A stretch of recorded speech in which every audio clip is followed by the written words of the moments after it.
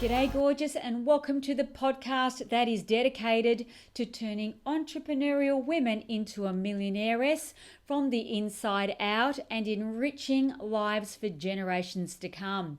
Today, I am thrilled to announce on this podcast, I am delighted to be interviewing the world-leading human behavioral specialist, Dr. John Demartini. I met Dr. John Demartini at a wealth creation seminar I was presenting at back in 2007, and since then I've attended and studied a handful of his life-altering courses. I have no doubt that you too will be inspired by his wisdom and insight today on how to live your best life by design and not a life by accident. Dr. Demartini has authored over 40 books. He's an inspirational speaker and global educator, presenting over 300 days a year in more than 50 countries, and he is the founder of the Demartini Institute. Dr. Demartini has developed a series of life-changing solutions. His education curriculum ranges from corporate empowerment programs, financial empowerment strategies, self-development programs, relationship solutions, and social transformation programs. Wow. His teachings start at the core of the issue, addressing the human factor, and range out to a multitude of powerful tools that have been used for over 40 years globally. Please be sure to have your journal on hand because he always delivers pure gold. The G'day Gorgeous podcast is where you're going to get real, raw, relatable stories, answers, guidance, and proven formulas that can help you overcome your frustrations and live a life that you truly love every day. I'm Amanda Jane Clarkson. I'm a best-selling author, inspirational speaker, entrepreneur, and a millionairess mentor. If you love the idea of being a millionairess too, please pop over and visit us at G'day Gorgeous, G-D-A-Y, gorgeous.com, or click in the link below the notes. Of course, as I said, make sure you have a cuppa and your journal on hand because this interview is going to be action-packed. Let's now cross over to Dr. John Demartini. Good afternoon, Dr. John Demartini. Good afternoon, Amanda. Can you see me? I can. I can see you too. How lovely to see you again. Yes. Great to see you. In Sydney, Australia. I'm in Sydney. You're there on the Gold Coast? I'm on the Gold Coast. Perfect timing. It is lovely to be able to catch up with you. I really appreciate your time, and I know you're extremely busy. Well, it's perfect. So we're going to have a nice chat. We are. So you're here for the Master Life Planning? I just finished that yesterday. I have an evening talk today, and I had media this morning, and I have today's show and a couple of shows today. Then I have a presentation tonight. Wow, just a typical day in Dr. John Demartini's life, right? Okay, so I'm going to jump right into it because I want to make the most of this hour with you because you have such a breadth of wisdom and knowledge to share for our audience, which is mainly entrepreneurial women focused on business success and financial independence. So is it okay if I jump straight in? I have all these questions written out for you. I don't want to miss a thing. Go for it. So I'm going to go through them one by one, and I've got a special question at the end. So question one, would you please share your thoughts on why so many people lack self-worth and self-love and how ultimately it keeps them from achieving business, life, and financial success? Okay. You know that I'm going to mention values because that's just what I do. But I hope so. Every human being, regardless of gender, age, or culture, has a set of priorities, a set of values that they live their life by. Moment by moment, every decision they make is based on them, based on what they believe will give them the greatest advantage or disadvantage at that moment, according to these values. And this set of values, a hierarchy of values, it dictates their destiny because it impacts the perceptions, decisions, and actions we take. So anytime an individual set sail as captain of their ship, master of their fate, on a path that is aligned and congruent with what they value most, yep, because they spontaneously are inspired to do that action, that value, they tend to excel. They tend to expand. They tend to walk their talk. They tend to achieve. their self-worth goes up. Their time horizons, space horizons expand. They tend to wake up their natural born leader. They end up with self-confidence and belief in themselves. But the second they set a goal that is lower on that value list, because they're trying to appease other people, please other people, fit into other people's world, conform, subordinate, and live in the shadows of others. The moment they set a goal that's not really truly most important to them, they are designed to self-depreciate. They're designed to doubt themselves. And that self-depreciation, doubt, and non-fulfillment and impulsive instinctual behavior that occurs with the result of that is a feedback to let them know that they're not being authentic, because their real authentic dreams are around their highest value. What's really important to them is their identity revolves around. So self-depreciation is a feedback mechanism to let us know that we're pursuing a path that's not authentic. Because the moment we get back on track with who we really are and get in the zone and in tune on target and on purpose with what's really important to us, that self-depreciation merges into self-appreciation. So we have to set goals that are really truly fulfilling what us to our highest values. I would say if we don't fill our day with high priority actions that inspire us, our day is designed to get low priority distractions that don't. One builds self-worth and confidence and belief, the other one destroys it. So to elevate your own self-worth and to appreciate yourself more, you're saying find out what your values are and link your priorities to your values. And that will ultimately naturally raise, because people say to me, oh, it's really hard for me to look in the mirror and admire anything about myself. Well, usually, go ahead. It's not necessarily linking your priorities. It's about linking the actions you do to either what's highest in value, so you feel inspired. It's about actually prioritizing your life and living by what's priority. Yeah. Now, many people, Albert Einstein said it really beautifully when he said, if you're a cat and you're comparing yourself to a fish, expecting yourself to swim well, you're going to beat yourself up. Yeah. If you're a fish expecting yourself to climb a tree well, you're going to beat yourself up. But if you honor yourself as a fish or honor yourself as a cat, you're going to do fine. So we have a dysmorphic syndrome. The second we compare ourselves to somebody else.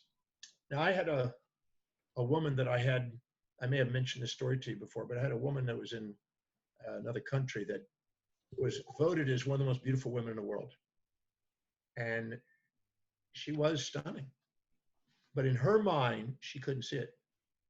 Because what she was doing is she was a supermodel and she was traveling the world and she was comparing herself to parts of those supermodels. So what was happening is she was looking at this other supermodel and goes, she has thicker hair. And then she goes, oh, she's got nicer thighs. Oh, she's got nicer abs. She's got more beautiful eyes. She's got more plump lips or something. And no matter what she did, she was comparing herself to parts of other women, not the whole, but just parts. And so there's no way she could win because she was comparing her whole to a part. And the whole of the other woman wasn't as attractive, but the parts may have been in her mind. And so overall, she was not honoring anything in her body and it wasn't appreciating what it was and had dysmorphic syndrome, body dysmorphic syndrome. And even though she was voted the most beautiful woman, she couldn't see it. I had the opportunity to work with her doing the Demartini method in a training program there and actually isolate who those supermodels were, isolate the part she was comparing herself to, level the playing field by asking where and when does she display and demonstrate the same behaviors or traits until they were equal, liberate ourselves from the comparison and give ourselves permission to actually honor her beauty. And she was just in tears, bawling because she never saw her beauty until then.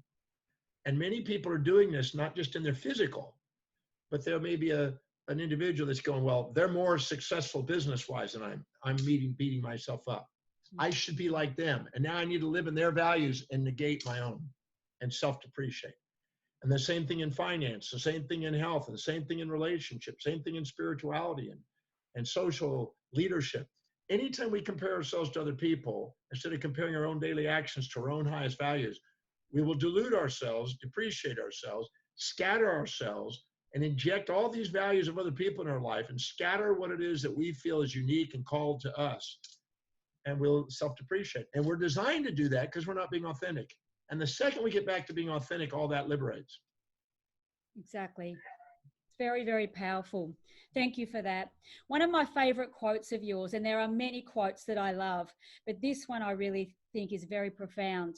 And you say, until you have a cause greater than yourself, you won't get beyond yourself. So, my question around this, it seems so many people gauge their success and based on other people's authority or ideals or perceptions. How can we utilize our own imagination and create a life filled with possibility and true inspiration as you have? Because your story is very inspirational. Well, we're not here to compare ourselves to others. That's self-defeating. Yep. We're here to compare ourselves to our own highest values and dreams. If I compare myself to someone that's wealthier, I'm going to feel poor. If I compare myself to somebody that's poor, I'm going to feel wealthy. But if I just compare my own actions to my own dreams, I'm going to build momentum. And what happens is what other people think about me or what I think of them isn't really important. Putting people on pedestals or pits isn't where it's at. It's about putting people in hearts. Well, the truth is we're all reflections and nothing's missing in us, but we're too proud to admit it or too humble to admit what we see in others inside us. In the breakthrough experiences, I have people go in there and take their heroes and their villains and own the traits and level the playing field so they give themselves permission to do something extraordinary. Because in the essence of our being, there's nothing missing. In the existence of our sensory perceived being, we think there's things missing. But nothing's missing us. We're not missing anything. We have amazing potential inside us. We don't give ourselves permission to see it because of comparison. So taking the time to prioritize your life based on what you value and so put so much focus on that, you don't have time to be judging other people. Because if you infatuate with somebody, they're going to occupy space and time in your mind, and you're going to want to change you to live in their values, which you can't. And if you resent somebody, you're going to want to project your values onto them and change them into you, which they can't. All that energy is dissipated energy, and it's not going to get productivity. And you're basically, distorting who you are with prides and shames, which undermine your potential. So we're here not to be impulsive or instinctual. We're here to be inspired and intuitive. Beautiful. And so people talk about balance. There's a lot of debate on it. Some say it's illusion. Some say it's possible. Here's my question for you. When you are living according to your values, what's high on your priorities, is a balanced life a possibility? Well, when you're living by your highest values, the way your brain is, it's more objective. Let me use an analogy. If you have a young boy who loves his video games and he can't wait to get up in the morning and do his video games, the second he goes and plays his video games, he's going to conquer it. He's going to win. And he's not going to stop until he conquers it. And the moment he does, he's going to want to go and find a more advanced game. So individuals that are pursuing what they value most pursue challenges that inspire them. They want to go on to the next level and tackle a bigger challenge. So that means challenge and support are more even and more objective and more balanced. But the second the person's not doing what they love to do, their homework, their chores, they're cleaning a room or whatever, they're going to hesitate, procrastinate, frustrate doing it. They're going to want to avoid challenge and look for ease. And they're going to want to be more polarized and look for a one-sided world. Positive without negative, happy without sad, all one-sided stuff. And the pursuit of that is self-defeating. But when you actually embrace both sides and you're more objective, you have the possibility of achieving it. If somebody came up to me and says, "Oh, Dr. Demartini, you're always up, you're never down, you're always kind, you're never cruel, you're always peaceful, never wrathful, you're always giving, you're never taking," all this stuff, and I just go, bullshit, that's not true. That would be a bull, your intuition would immediately think of all the times you're mean, cruel, and everything else. And if I went around and said the same thing on the opposite way, "Oh, you're always mean, you're never nice, you're always cruel, you're never kind, you're always stingy, you're never generous," I would also go, bull, that's not true. But if somebody said, "Dr. Demartini, sometimes you're nice, sometimes you're mean, sometimes you're kind, sometimes you're cruel, sometimes you're generous, sometimes you're stingy, sometimes you're peaceful, sometimes you're wrathful," I'd go, "That's me. I'm both." So when you can embrace both sides of yourself and set goals that have both sides, they're attainable and you can have certainty about them. And that's what a balance is. A balance isn't trying to go, "I want 3 hours a day for each of the 7 areas of my life," etc. See, I look at it this way. When I'm going and doing what I love, which is teaching, my social life is being impacted. It's not the storybook social life that some people think, going out to a bar and talking to people. That's not important to me. But the social life is being impacted when I'm doing what I love. My business is being impacted. My wealth is being impacted. There's like a family to me in some respects. I'm inspired by it. I get to physically activity when doing it. So I have the opportunity to spend doing what I love, and all 7 areas of my life are actually being impacted. So a balance is not based on a storybook ideology or tradition of other people's idea what that's supposed to look like. It's about what's important to you and finding the balance according to your structure and view about what that balance is. I love that answer because there's people talk about it all the time, and I've always felt like you have just said that when you're focused on what you're truly loving to do each and every day, it doesn't matter what other people think. It's how you feel, right? That's in essence what you're saying. So it actually is possible if you're living according to your own values. Yeah, if you do, and you also want to link it. I mean, I learned a long time ago as I teach in the breakthrough experience that nothing's missing. And people go, what? What does that mean? I said, well, okay. I learned this actually when I was 14 years old. I mean, when I left home at 13, and then I hitchhiked out to California when I was 14, I ended up staying with a woman out there in California. I didn't have my parents. They were living in Texas. And I lived with this woman that was older than me. She was 27 when I was 14. And she played a role of a mother and a girlfriend in some respects. And I realized, wow, I got a girlfriend and a mother, even though my mother and girlfriend was back there. I've kind of got the people playing that role. And I started realizing as I was hitchhiking and moving around and went down to Mexico and places, all these different people morphed in and out of my life that were playing different roles. And I realized if I get stuck on the way it's supposed to be in this little box, I'll miss out on the magnificence of all the different forms that are emerging in family members and in opportunities in business and all this. So I basically got out of the box and realized that nothing was missing. And it's the awareness and asking the questions, because the quality of your life is based on the quality of the questions. What do I think is missing and what form is it in today? And once I realize it's there, it's not missing, I have fulfillment. And then I realize that all the areas of my life are fulfillable to whatever degree that I can perceive. And it's a mastery of perception. And that was really liberating to realize that nothing was missing along my journey. So I didn't have this accumulation that many people have about, I missed out on this and I should have had it this way. And my mom didn't do this and my father was this way. No, whatever's happened in your life, how has it helped you fulfill what's your most meaningful? If you come from that perspective and answer that question and see it, you're grateful for life. That's awesome, because what that in essence does, it helps people kind of balance their emotions, because there's a lot of talk out there about mental instability at the moment. And what would you say is the biggest cause of people just out of control with their emotions and having mental health issues? Without a question, not living congruently with their highest values. That's it. Yeah. Because the moment when you live congruently with your highest values, and live by priority, your blood glucose and oxygen goes into the forebrain, and the executive center comes online.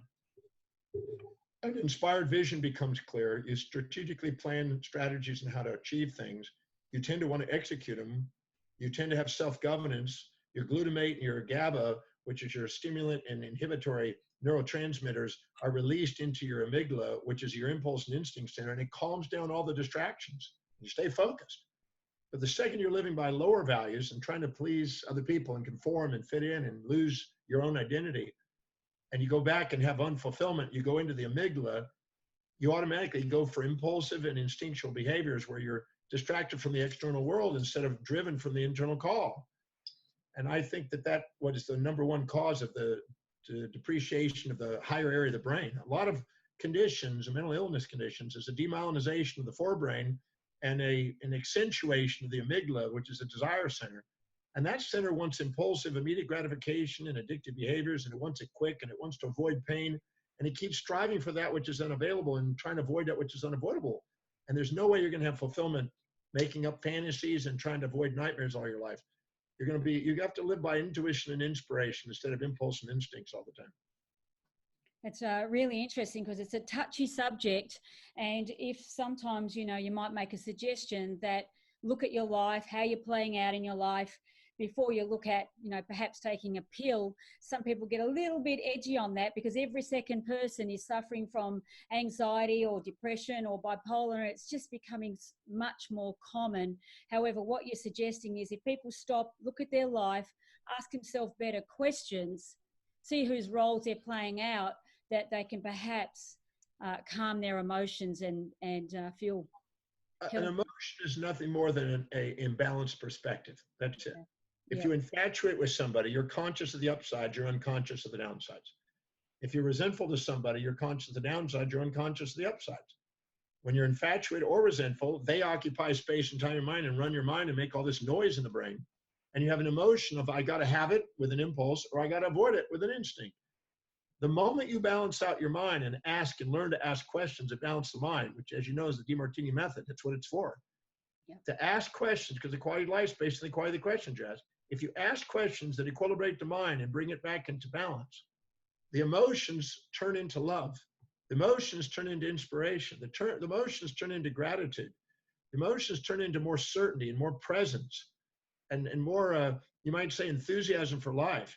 It automatically remyelinates the forebrain, automatically transcends the bipolar nature and the emotional nature and the schizoid behaviors.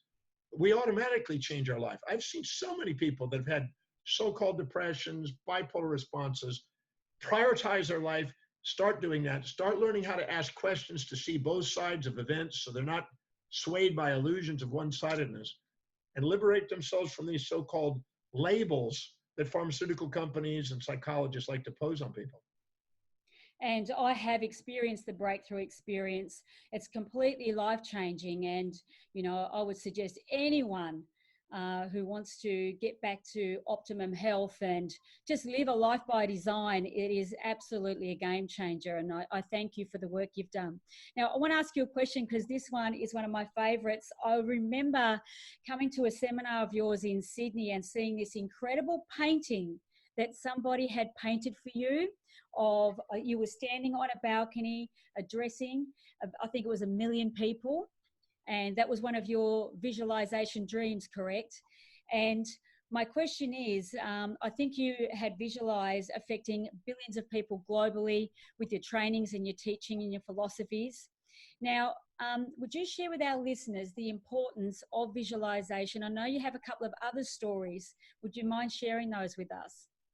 Yeah, I was sharing in Melbourne, Australia, maybe 7 years ago, I guess, 8 years ago, something like that, 6 years ago, maybe. I was sharing my vision of what happened to me when I was 17. Yeah. And a gentleman in the audience in Melbourne, Australia, named Andrew Tischler, who's a magnificent painter, very especially gifted guy. Well, I don't want to say gift. He's worked hard for it. So he's looks like a gift, but he's actually a dedicated man. He came up to me and he says, would you give me the honor of painting that vision that you just shared? Because it brought me to tears. And I said, wow, that would be an inspiration for me to see. And so he took from a live seminar, live presentation, that image that he saw when I described it and sketched it and sent me a copy of it. I gave him just one little feedback on it. And then he went to paint it. And when he painted it, when I saw it, I just was brought to tears. I was going, whoa, this man captured a vision I had in my mind when I was 17 years old. It was amazing. And it was me standing on a balcony over a giant square with 1 million people in it. And in the background was a major iconic building from every major city around the world, because I had a dream to travel the world and go to all major cities in the world to speak. And he just captured it. It sits in my office on display. And when we were in Melbourne, I guess about 6 to 8 months later or something like that, he asked if he could actually unveil it in front of the audience. And I said, that would be wonderful. And he showed it, and it just inspired a lot of people when they actually unveiled that painting, because it was a capturing of what I had described. And I'd shared the story and people go, whoa, that's the image that they pictured. It was really quite beautiful. So I'm a firm believer that that if you hold a vision of something and you take actions on it, and it's clear in your mind, which is an executive function, there's nothing on this planet that cannot be, in a sense, conquered to get there. I'm a firm believer that your innermost dominant thought and innermost dominant vision can become your reality. I travel a lot. I've been 154 countries speaking now, and I've been blessed to reach a lot of people. And I do believe that now we have internet, we have social media, and we have things different than 1972 when I saw that vision. And now we're reaching people in massive numbers. I mean, I'm getting ready to go on a show, London Real, that has 1 billion or 500 million viewers on that show. And so it's massive. So I do that in about a week or so. And that's inspiring to know that you can reach, 500 million people in a very short period of time now, where before, that was a lot of work. You had to do a lot. But so the reality is that you can achieve things that you set your mind to if you hold the vision and never lose it. I would say your vitality in life is directly proportional to the vividness of the vision. And any detail you leave out of the vision becomes an obstacle you face. But if you get crystal clear in your vision and you hold your vision and you keep acting towards the vision, just like when you're driving, let's say you're in a car crash, and if you look at a tree, you're going to go in the direction of the tree. Anybody that does car racing knows whatever they look at is where they go. So if you actually go and look at what it is you really want in life and you hold that vision and never lose that vision, those with a vision flourish, and those without a vision perish. It's an old proverb. It's true. So vision has a massive impact on creating what we want. I think Michael Phelps demonstrated that with 22 gold medals, and I've certainly gotten to do that in my life, doing what I love doing, which is traveling and teaching.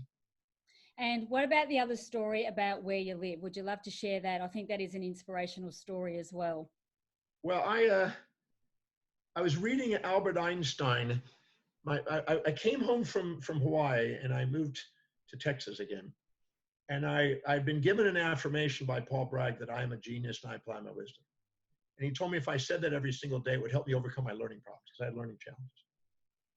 I come home and I asked my mom, what exactly is a genius? And she said, it's people like Albert Einstein and Da Vinci. And I said, well, I want to get every book on those two guys that is available. And I want to learn how to read, and I want to learn how to read those and read about these men. And she said, okay. And then I happened to read something about Albert Einstein's book. He says, I'm not a man of my family. I'm not a man of my community. I'm not a man of my city. I'm not a man of my nation. I'm a citizen of the world, etc. And then he referred to Epictetus, who wrote about Socrates. And Socrates said, I'm not a man of Corinth. I'm not a man of Athens. I'm a citizen of the universe. And that, I wrote those down. It just brought a tear to my eye and I wrote them down. Whenever I get a tear of inspiration, I write it down and I keep it in my manual, my giant master planning manuals. There's 24 volumes today. And I started to say to myself a new affirmation. I said, the universe is my playground. The world is my home. Every country is a room in the house. And every city is a platform to share my heart and soul. So that was an affirmation. Part of it started at age 18. Part of it was continued and refined at age 20. And then I've been saying that ever since, daily. In 2001, after 9/11, my wife and I were living in Trump Tower, right underneath the Donald. We had the 62nd floor there and a few other people, and then Donald. And what's interesting is when we had the 9/11, my wife didn't want to be there. And so we came over to the Gold Coast of Australia, where you live. Yep. And we had some properties up and down the Gold Coast, some condominiums and stuff. And so in the process of doing it, we came there, and I said to her, I'm not scheduled to be in Australia but 4 times a year. I'm not going to see if you're living over there. And she didn't want to be in New York for a while because she needed a break. And I said, okay, we got to figure out something to do. And I knew about a ship called the World that I'd seen in a Rob Report magazine. And so I decided to buy a condominium on this ship, which circumnavigates the world, which is a very interesting group of 100 people that travel the world on this giant ship. And so I bought that as an anniversary present and as a way to see my wife, basically. And in so doing it, we ended up going to the inaugural launch where the Queen of Norway was there and a lot of interesting people there. It was really a royal kind of thing. And on the night before the launch, the captain on the launch said, welcome to your home. He was a Viking guy. Yep. The universe is your playground. The world is now your home. And every country is a room in the house. He didn't say every city is a platform. But when he said that, I just came down in tears. I looked at my wife and she goes, wow. We had no idea that was going to happen. But the affirmation that I set became my reality. And now I live on a ship called the World, where you can see the universe out at sea, and it goes to every country around the world. And you wake up in a different country each day as you travel. So I'm a firm believer that what you say to yourself, what you see for yourself, how you think about yourself, and how you feel about yourself has an impact on your destiny. truly profound. And so today, do you still use a vision board or a dream board of some sort? And if so, what do you have on it? What's next? Let me pull something. Hold on. Yep.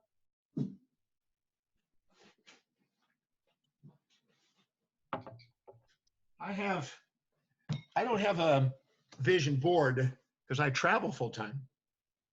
I have 24 volumes of vision books. Love it. So it has literally everything that I have written down as a major mission in my life to achieve. So everything is in here, every detail. So I say I want to travel the world. I keep records of every country, every city, 2,039 cities now I've spoken in. Every corporation I wanted to consult with, documented. Every celebrity I work with, documented. Every book I do, every radio, television, newspaper, magazine, podcast, webinar, Zoom, you already typed in there today. Oh, that's good. Yeah. In fact, I want a picture of you sent over so I can put that in there. But I'm a metric guy because if you really value something, you'll metric it to make sure you're making progress on it and to refine your actions to get it. So this is a vision pictorial book that basically has literally day by day every metric on what I'm setting out to do. Every movie I've been, 43 movies. I can see that. Yeah, everything is all documented, exactly what I want to do and all the metrics. I even had a goal that I wrote when I was 16. Get this one. And I wrote this goal down when I was 16. You probably remember it, that I was going to surf on the North Shore, big waves on the North Shore at 65. I saw you doing it. I love that photo. Oh, I won't ask how long you were standing up for, but it looks pretty good because you've been saying that for many years that I've known you. And the last time we were together down in Sydney, you were saying, my 65th birthday is coming up. I'm surfing the North Shore. And well, that's me taking off. I surf Lani Kea in Pipeline, and that's right next to Pipeline. It was only about 10 to 14 foot faces. It wasn't big, but it was, I used to ride big waves. But it was 30 years old there. Well, I'm 65. And I cranked it out on that day. And I keep records of everything I set out to do. That was a 49-year goal that I'd worked on because I knew I went to 65, I was going to do it. And now I've written it for 100. So when I'm 100, I'm going to go back there and surf again. But hopefully it'll be bigger then. And but I keep record of everything because it's inspiring to realize that you can actually achieve what you set your mind to. Yeah. If you give yourself permission to do it. And you know, people go, well, that's kind of neurotic, you know. I set out a goal that I wanted to have my books in 50 languages. I'm at 36 now, so I'm not quite there, but I'm getting there. And I wrote when I was 23, I wrote about something to do with radio, television, newspapers, magazines. It's now all true. So I'm a firm believer that if you set something, but the thing is to set a goal that's really congruent, that's really, truly meaningful to you, that there's no fantasy. It's something you're really dedicated to doing, you're working on, and you're showing evidence of it on a daily basis. Don't set goals that aren't congruent with highest values. Don't waste your time on fantasies. Set goals, fewer in number, that are absolutely deeply meaningful, and watch what happens. I remember sitting in the class with you the last time I saw you, and you were saying, I'm surfing Pipeline, and there wasn't an ounce in me or anything in me that didn't believe it. I knew you were going to do it. And Yeah. I love how you linked that time with the seminar. So you still did what you'd come here to do. You're still living your purpose while you're out there surfing. I saw all the photos. Loved it. Yeah. My daughter was there. She was laughing. She goes, Dad did it. He did it. But I was, Lani Kea is where I almost died. I was surfing about a 40-foot face wave at Lani Kea when I almost died. And I said, I'm going out there at 65. I'm going to do it again. It wasn't as big. It was only about 14-foot faces, but still it was just an inspiration to paddle a quarter of a mile out about and surf some big waves and come back in and then go to the next place and surf there. It was very lovely because, you know, it's been a while. I don't surf every day. It's been actually some years, but I used, believe it or not, in order to get in shape for that, because I wasn't around the surf, I was jogging up and down in the hotel room, scratching and crawling on beds to get in shape, doing push-ups and sit-ups and stuff, getting prepared for that day, right? Yep. It was really quite funny. one lady came in to to clean the room or whatever, and saw me there. I forgot to lock the door or whatever, to latch it. She said, do you mind if I ask you, what are you doing? You're crawling on a bed. I said, I'm preparing to ride big waves in the North Shore, and I don't have surf here right now. Oh, I hope you had your pants on. Yeah, I had my underwear on, but it was quite funny. But people are probably thinking that's weird, too much information. But when you really want something, you find a way of getting it. Yeah. That's why it's so important to set goals that are high in your values, because when the why is big enough, the house take care of themselves. And I love that because you've been wanting to do that, reach that goal for so many years. And I know that your travel is at 360 days of the year to share your wisdom and your knowledge with everyone around the globe, and yet you still fit in time. So when you set a goal, it is always congruent to your highest values, and you do whatever it takes to achieve it. That's it. I said, when I knew I was going to go to Hawaii, I just organized a seminar in Hawaii, and I saw that. Yeah, I just organized a seminar there so I could just take a little brief break and just run over to the North Shore and surf. And we got up at 4:00. We left at 4 something. Got out there at 5:45, 5:50. Got in the water before 6 and surfed Lani Kea for almost 2 hours. Then I came in and I went down to further down the North Shore to Pipeline, Ikat Beach Park. And then we went back out again, or I went out again, and did almost another 2 hours. So I didn't want to stay out and get burned, because I was the only white person out there, I think, because I wasn't used to being in the sun that much. But I just did it anyway. And so I'm going to jump ahead because a couple of other questions I really want to get to, but it leads me, this has been a dream of yours for many years. And one of the questions I was going to ask you is, as entrepreneurs, many of us don't stop to see that we've achieved all of these goals and dreams along the way that we've had on our dream board or written down. How did you feel surfing out into the waves? Did you stop and acknowledge yourself for a moment that is another massive, massive goal that you've ticked off, or you just sort of punched through it and on to the next one? And is it important to stop and recognize? Well, when I paddled out, I walked down the beach at Lani Kea, and my daughter and her boyfriend and my other daughter were there, and they were taking pictures. And also Ike, who owns a big franchise company, about 80 franchises. He was there, and that's it, just a small group. And when I paddled out, once I hit that water, I thought I was about 18, 17. Mm-hmm. I forgot about age. It was no different than when I was paddling back when I was living in the North Shore. And when I took off and got on the wave and rode the wave, I had no idea about age, no idea about any of that. It was like I had not left there 47 years ago. And then I went over to Pipeline and I surfed there. Same thing. I didn't have any age. When you're in the water, you don't think about it. And when I came in, I went and sat on the park bench that I used to sleep under. Wow. When I was 15, 16. And when I sat there, my daughter wanted to get a picture. This is the park bench she used to sleep under, because I used to get under that in case it rained a bit. And a lady came up to me and says, "Are you Dr. Demartini?" And I said, "Yes." And she goes, "Oh my God, I recognize you from your podcasts and stuff like that." Just a lady that was visiting there. And I thought, wow. And so she said, "Can I get a picture?" And we sat down and got a picture there. And then I was getting ready to go in. I took a quick shower at the beach thing. And I was walking back to the car, and a guy on a bicycle drove by on his bicycle, and he looked at me, and I looked at him, and I went, "Oh my God, I know that guy." And he turns around and he goes, "I know you." And I said, I gave him a howley kind of sign for Hawaii. Well, I saw a guy that I used to surf with, literally 48 years earlier. And he was still there. And it was an acknowledgement after 49 years almost, of a guy that was surfing. He looked older, a little older than me, but because he'd been weathered by the surf more. But it was really kind of cool when we saw it. And my daughter said, "Do you know that guy?" I said, "I do."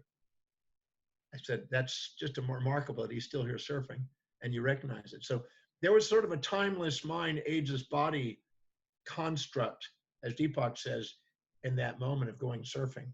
So I didn't think of it as that I was, aged, even though my body probably didn't look so, the same. Look pretty good to me. And so it's important to stop and recognize where you've come and take a moment to just be in the moment. That's kind of in essence what you were doing. You were just being in the moment. And Yeah, I really think that yeah, I was very grateful. I mean, I had a lot of gratitude, and I was very inspired because the day was perfect sunny and the waves were perfect shape. The temperature was great. I mean, it was one of those magical moments that it worked. And all I can say is I was very grateful and I was inspired. And my daughters were very, very inspired to be there. It was nice to be there with, my son was not able to be there, but my two daughters were there. And that was really inspiring to, because they've known me, they're 35 and 32, and they've known me and heard me talk about what I was going to do, and to actually be there on the day it happens is pretty cool. so what's the next big goal or the big dream? What's on the vision board now? Well, I'm consistently doing, what I do is researching, writing, traveling, and teaching, and I still have another 50 something countries to get to. I haven't reached them all. I've done 154, but I haven't. We've got Sri Lanka coming up, and it looks like we got one other country so far, but I'm trying to get at least 4 a year, new ones. So that's still important. I've got a new movie that we're filming right now on what I'm doing, the breakthrough. We got another movie coming out. I had the opportunity. I talk about owning the traits of the greats. Yes. And I wrote a book on cosmology and astrophysics, 2 big volumes, about 1,000-page textbooks that I did a couple years ago, a year and a half ago. And during that time, I did the Demartini method on Stephen Hawking because I thought that was an inspiring guy. And in July, I was in London and I got asked by a CNN correspondent, they're doing a movie and a book, and they asked me to be in it. And I said, well, tell me about it. And they said, well, it's going to have Stephen Hawking is going to be in it.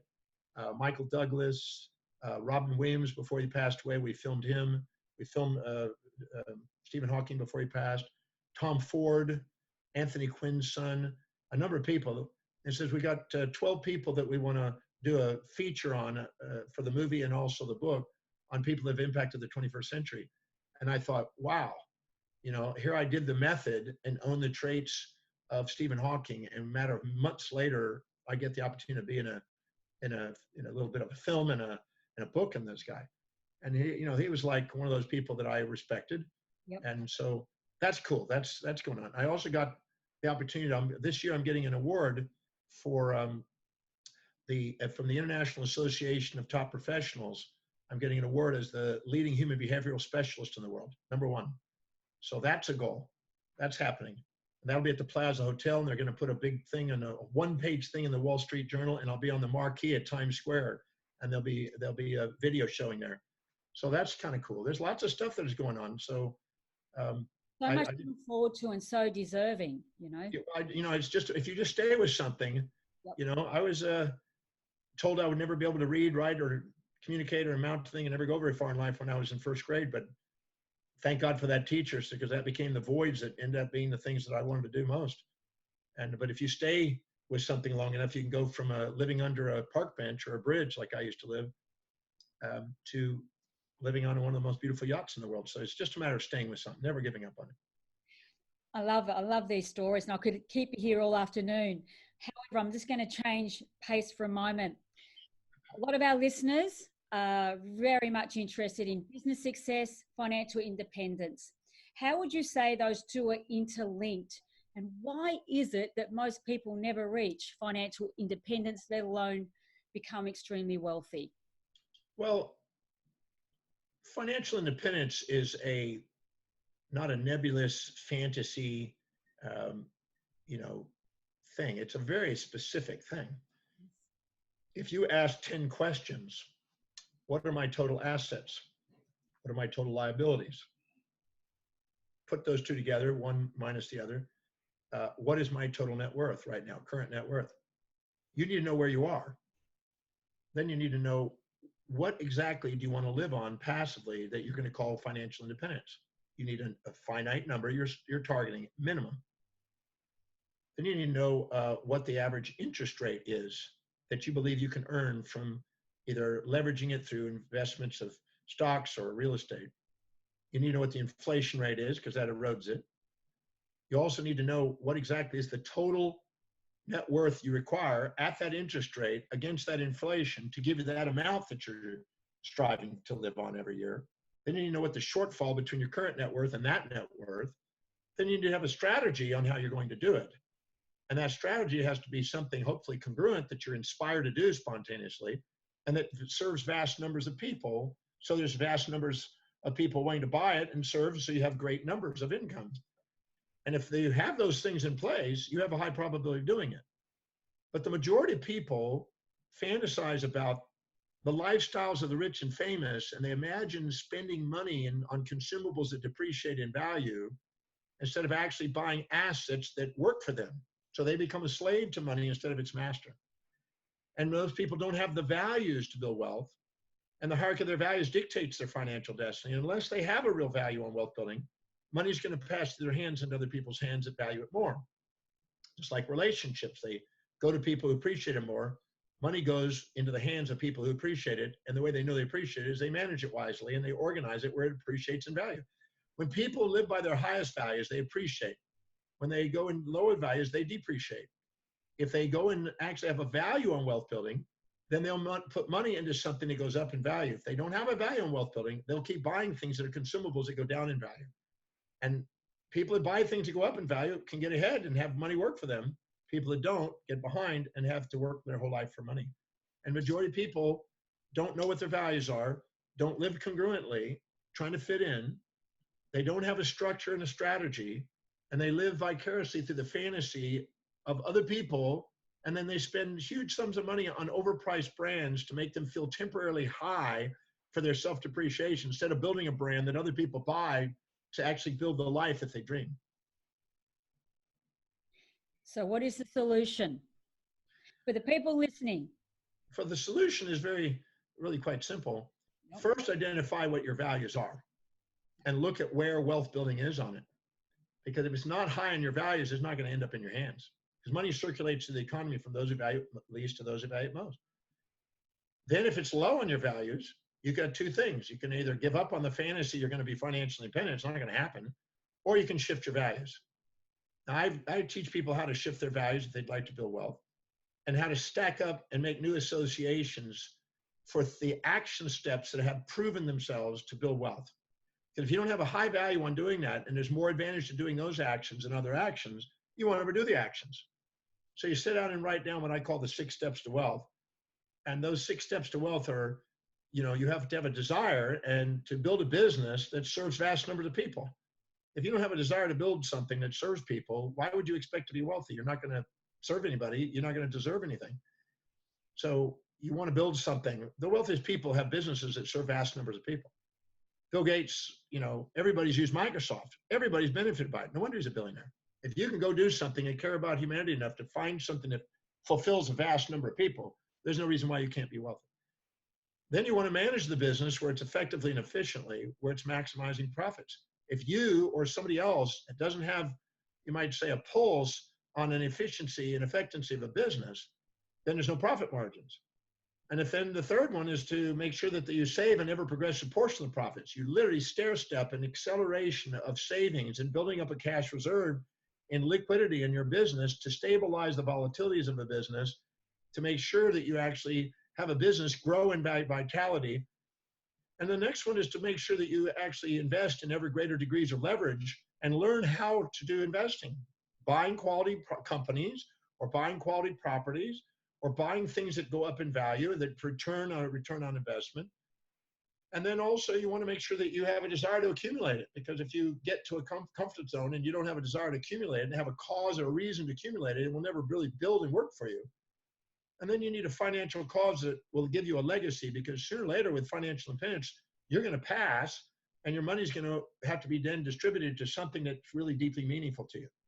So if you put those 6 steps in place and stack up the benefits of the action steps that have proven to fulfill those, and those are higher on your value list than other things, you're on your way to having wealth. And if you then get really clear and numerically on what exactly is the financial independence that you want, which I did when I was 27, almost 28, your life changes financially.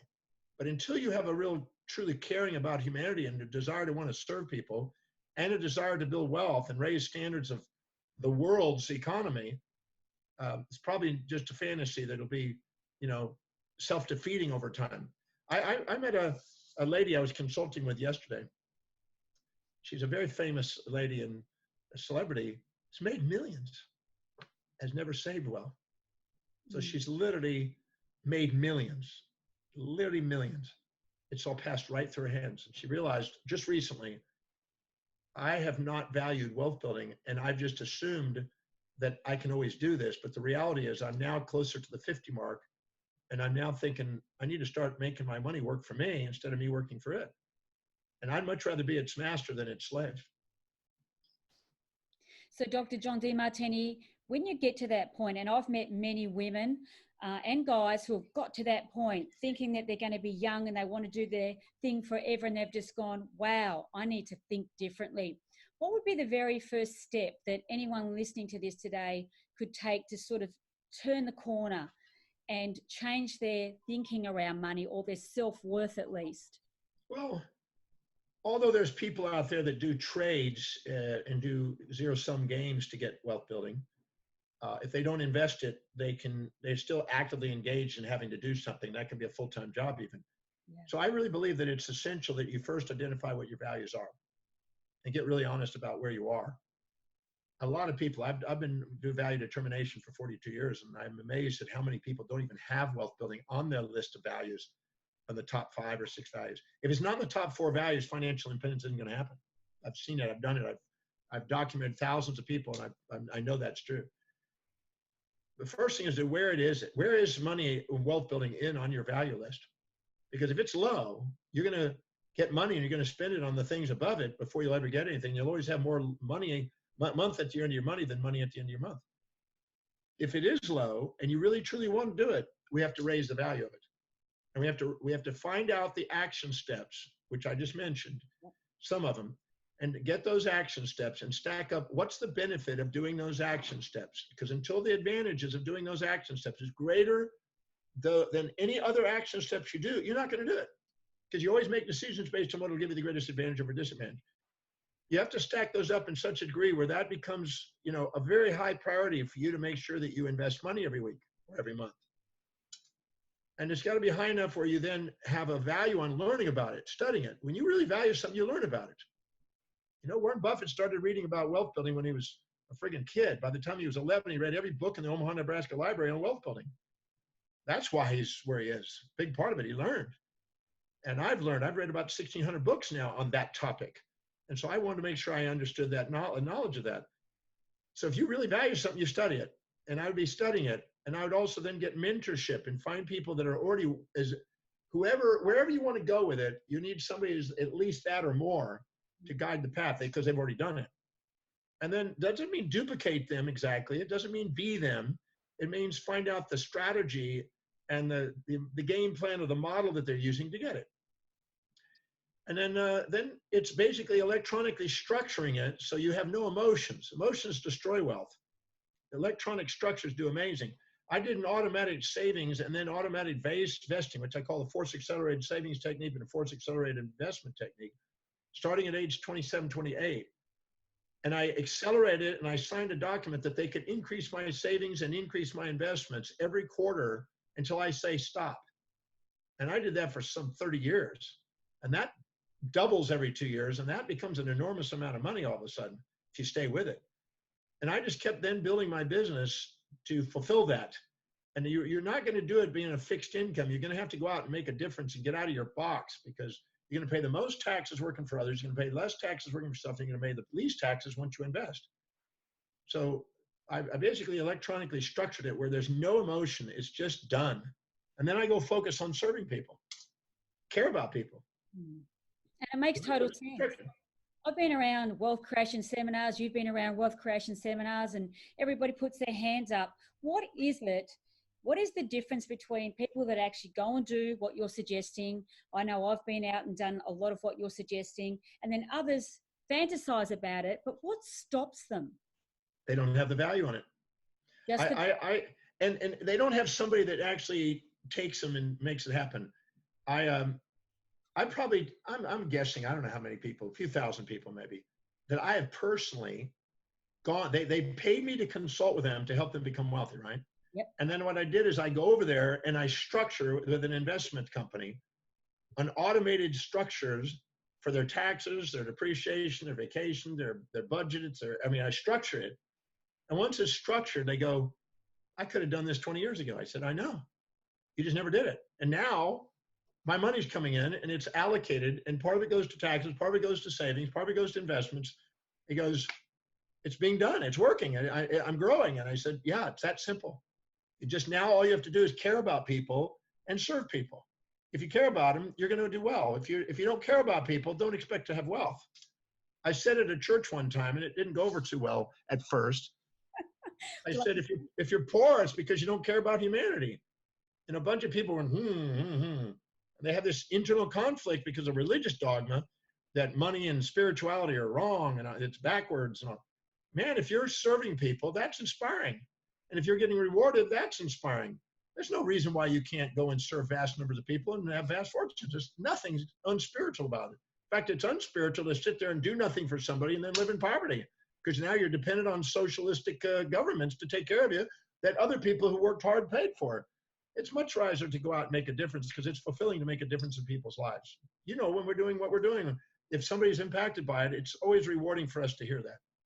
Oh, it's so fulfilling spiritually. It's an incredible feeling, and people get so wound up about money, and they say that it's not spiritual. What you're saying is, if you have a business that serves vast amounts of people, what's not spiritual about that? Make your spiritual quest a business quest. That's what you're saying. Yeah. You know, if you exaggerate yourself with pride and talk down to people, you're not going to listen to your customers' needs, and you're not going to do well in business. So pride is not the secret. If you're humble and you're altruistic and minimizing yourself to other people, you're going to sacrifice your profits. That's not going to be in business. It's only if you have equity, where you and they are equally valuable, and you have equanimity within yourself, neither pride nor shame, and equity between you and them, and there's a reflective awareness. And reflective awareness is the spiritual state that opens the heart. And it is also exactly the place where you have sustainable fair exchange, which makes the most wealth. So wealth and spirituality are not separated. They're identical. It's quite obvious when you stop and look at really the human psychology. And every one of us want to have love for who we are, not for who we need to be by somebody else's projections, or not people sacrificing to us, which is like an umbilical cord plugging into us and draining us. We want to be around people that are doing what they love, loving what they do, are inspired. And if we do that and exemplify that, a whole lot of opportunities come into our life. Absolutely. Nothing else to add there. It's absolutely perfect. And I hope people who are listening to this are taking copious amounts of notes. I want to end up with this question that I've written out here. I'm going to read it out because I'm going to give you a moment to answer it for us.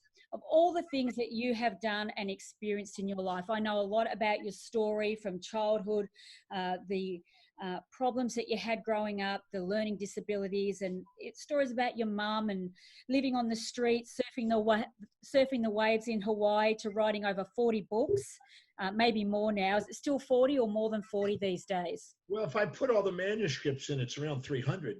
If I put just the self-help books that are out in the mass market, then that's about 40. Creating various life-altering courses, teaching ancient and modern-day philosophies, founding the Demartini method that has over 1,000 uses, and so much more. Dr. Demartini, what do you feel has been your most important and inspired contribution to the world that will possibly impact generations to come?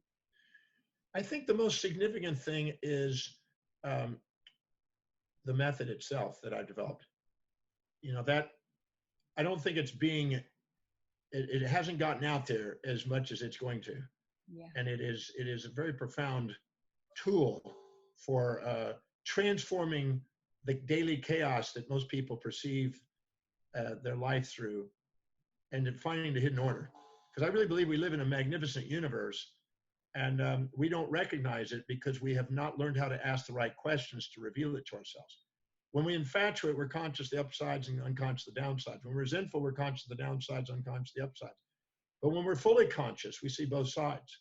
And when we do, we realize there's nothing to change in us relative to others or others relative to us.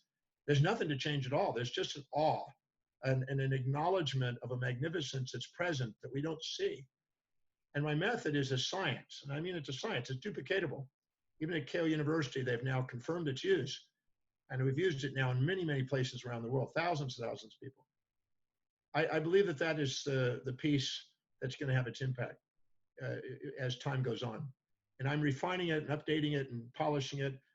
The newest research in neurology, physiology is confirming it. I just know I've got it. I narrowed it down. I've worked 48 years on this thing, almost 48 years.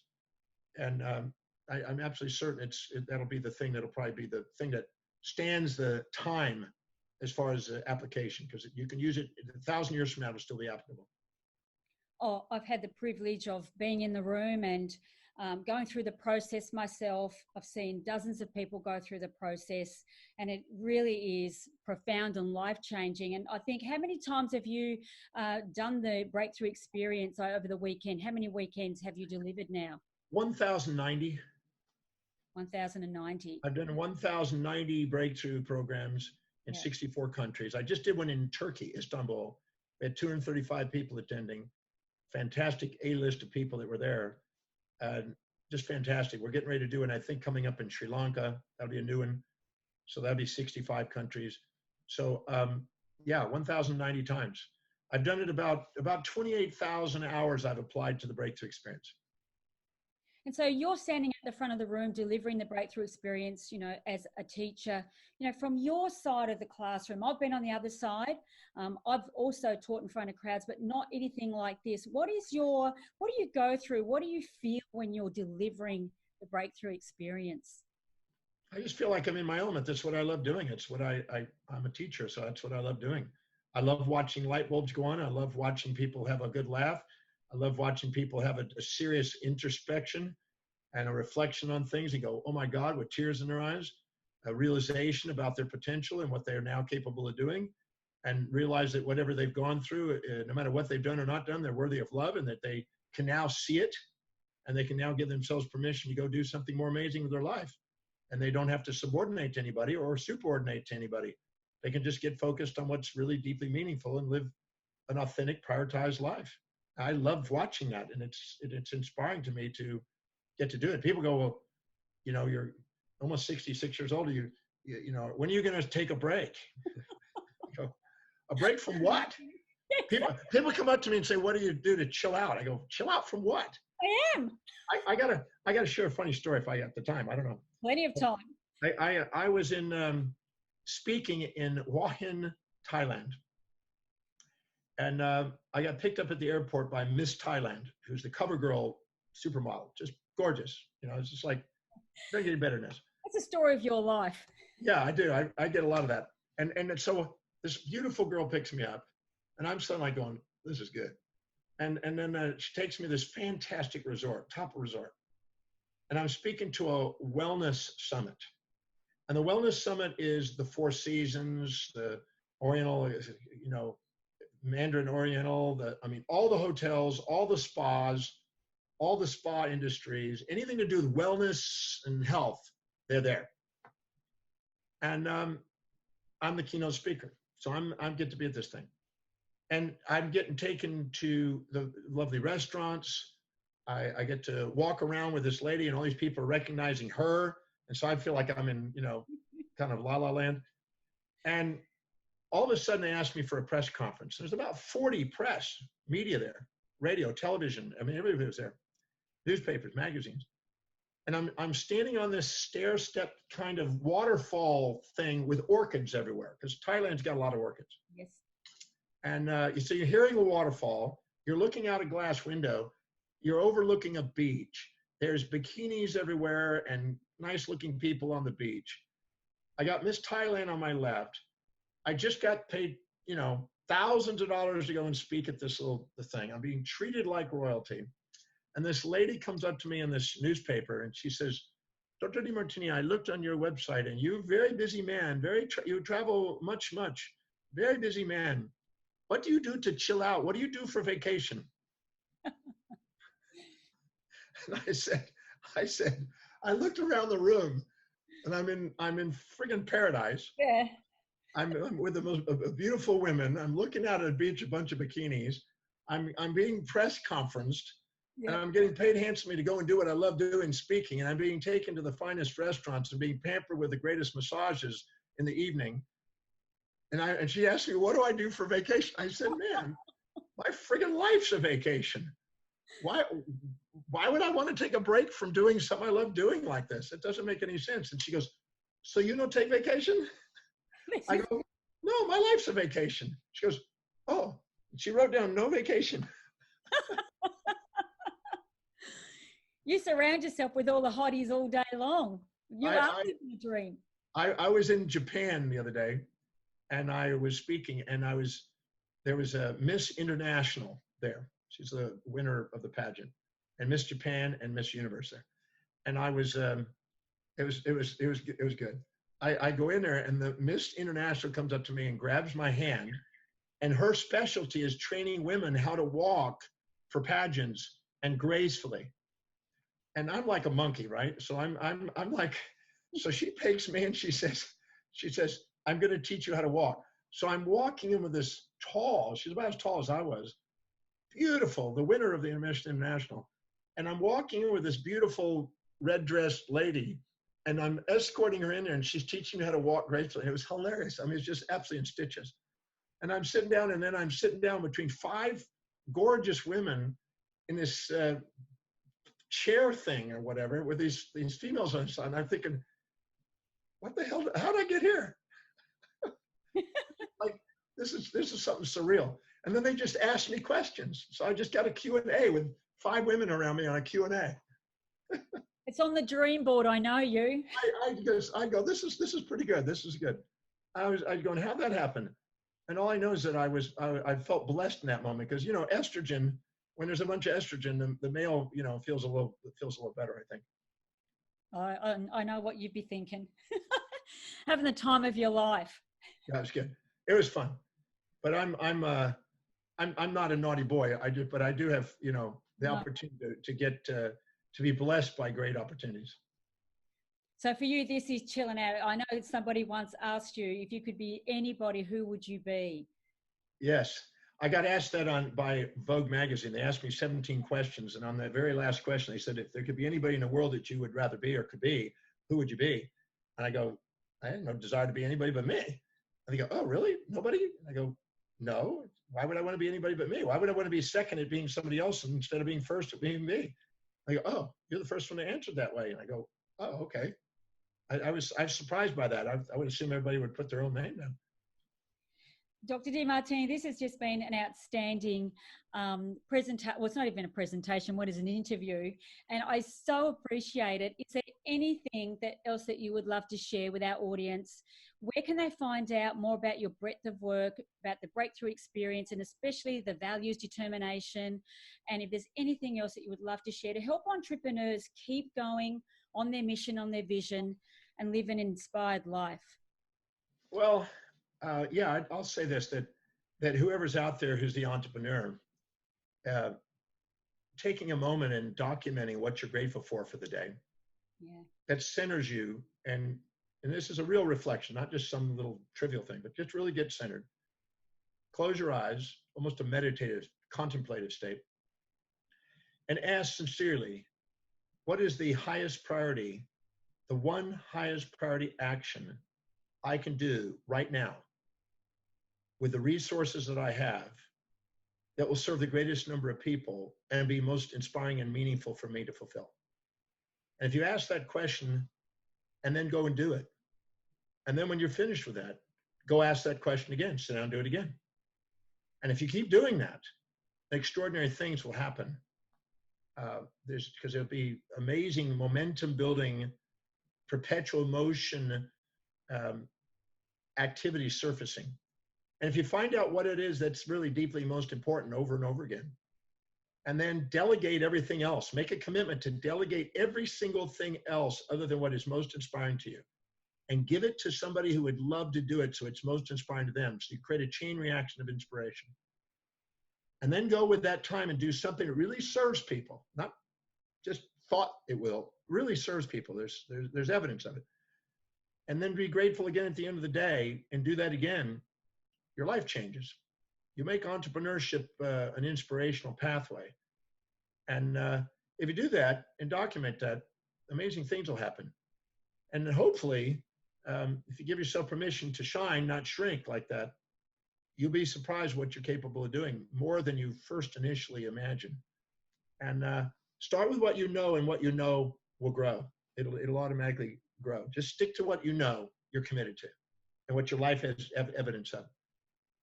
And and also, if anybody wants to have more information from me, if they can tolerate it, they may have to join the 12-step program, Survivors of Demartini, after those things. Your head may be fried or something and smoking. But if they want more, they can go to drdemartini.com and they can find out what's going on. There's tons of media on there. There's YouTubes. There's everything on there, where I'm going and speaking around the world. So they can join that. Absolutely. And of course, the values, determination, they can find that. A complementary value determination. It's free. That is a magnificent first step, I promise. Yes. Well, the breakthrough experience set me on my pathway. And I think I met you back in 2007 on stage down there in Sydney. And I am forever grateful that we met. And, what is it now? 2020. And we're still here. And I so appreciate everything that you do, all of your teachings and your wisdom, and sharing that with our people watching and listening here. I appreciate your time. I know you're flat out this afternoon. I just want to say thank you so much. And I've really enjoyed this interview, and I very much look forward to seeing you very soon down in Sydney again. Perfect. That's a great thing. I look back. I'll be back here. I go to Melbourne tomorrow. I'm off to then I think London and Dublin and South Africa, and I can't see him move. I'm a homeless man still. Yes, of course. But I look forward to seeing you. I'll be back in May, so hopefully we'll see you in May. Yes, I'll be there. And I thank you for this interview and all that you're doing to make a difference out there with all the people. So thank you. You certainly inspire me, and to keep going, and hopefully I can also leave a footprint on this planet as you are. And thank you so much for all that you do. Oh, thank you. Enjoy. Thank you. Thank you, Dr. Demartini. Have a fabulous afternoon. I'll see you soon. Okay. Have a great one. Bye.